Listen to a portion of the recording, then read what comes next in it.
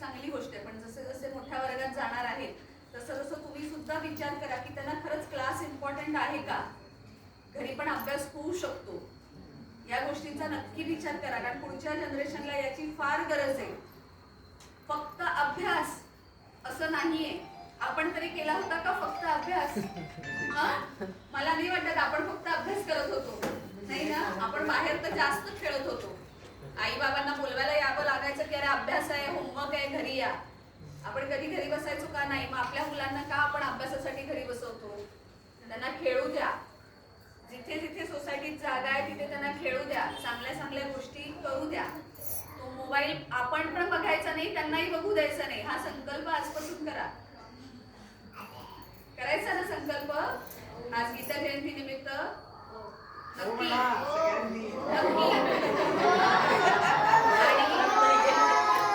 आणि सर्वात महत्वाची गोष्ट, ज्या ज्या मुली आल्या, मुली जे कोण आहेत ना आणि मुलींचे पालक कोण कोण आहेत,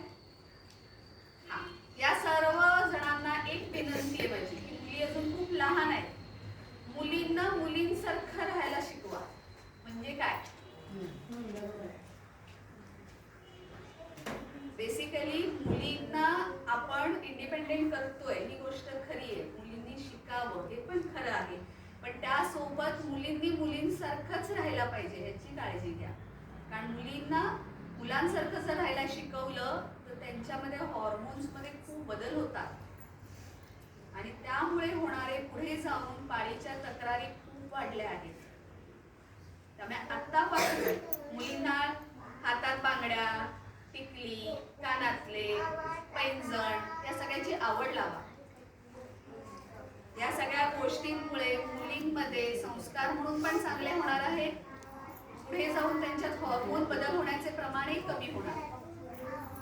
त्यामुळे आवर्जून मुलींच्या बाबतीत ही काळजी घ्या. आतापासून मुलींना ड्रेस घालायला शिकवा, पॅन्ट शर्ट नाही. या गोष्टींचा खरोखर विचार आतापासून करा. अजून यात सगळ्या लहान आहेत मुली, यांना आतापासून जर तुम्ही ते संस्कार दिलात तर पुढे जाऊन तुम्हाला चांगलं आहे. जसं गीतेत काही गोष्टी त्यावेळेला सांगितलं गेलं आहे, ज्याचं अनुकरण आपण काही गोष्टीत आता करू शकतो की आपण चांगले कर्म करू शकतो, तसंच तुम्ही हे कर्म चांगलं करा. कारण मुलींच्या बाबतीत सगळे पेरेंट्स चुकतायत. अरे माझा मुलगा करतो, मुलगी का नाही? आता मुली बाईक पण चालवतात. बाईक चालवणं चुकीचं आहे म्हणत नाही, पण त्यामुळे खूप हॉर्मोन्समध्ये चेंजेस होतात. कारण आपले ॲटिट्यूड बदलतात, मनाचे विचार बदलतात. कारण जिथे जिथे स्त्रिया काम करायला जात आहेत, ऑफिसमध्ये जात आहेत, जिथे बॉस होत आहेत, त्यांची धारणा अशी होत जाते की आपण पुरुषांच्या वर आहोत. तिथे मेंटॅलिटी बदलत जाते. त्याच्यामुळे होणारे हॉर्मोन्समध्ये बदल आहेत. आपल्याला कळत नाही प्रत्येक स्त्रियांमध्ये हॉर्मोनचे चेंजेस वेगवेगळ्या कारणांनी होत आहेत आणि मग पुढे जाऊन इन्फर्टिलिटीकडे जायला वेळ नाही लागणार. तसंच मुलांमध्ये सुद्धा जसे मुलं 6वी, 7वी, 8वीत जात आहेत, आता इथे पण 7वीतली मुलं आहेत, आहे ना, 7वीत आहेत, तर या मुलांमध्ये सुद्धा हॉर्मोनल बदल व्हायला सुरुवात होईल. तर त्याच्याकडे सुद्धा लक्ष द्या. कधी कधी फक्त आपण मुलींकडे लक्ष देतो, मुलांमध्ये हॉर्मोनल चेंजेस होत असतात. या दरम्यान सुद्धा काही गोष्टींची ओढ वाढते, त्या गोष्टींकडे सुद्धा लक्ष द्या. आपल्याला लक्षात येत नाही, आपण नॉर्मल लाईफ म्हणून जगत राहतो, पण त्यांच्यामध्येही बदल होत असतात. त्यांच्याकडेही लक्ष देणं तेवढंच गरजेचं आहे.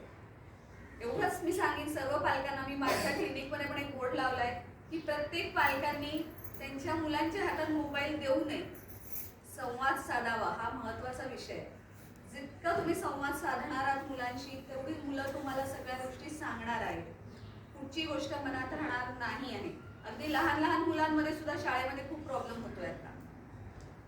त्यामुळे या सगळ्या गोष्टींची काळजी घ्यावी. आणि गीता जयंती निमित्त तुम्हाला हा छोटासा संदेश की चांगलं खा, चांगले झोपा आणि मोबाईल प्लीज बघू नका.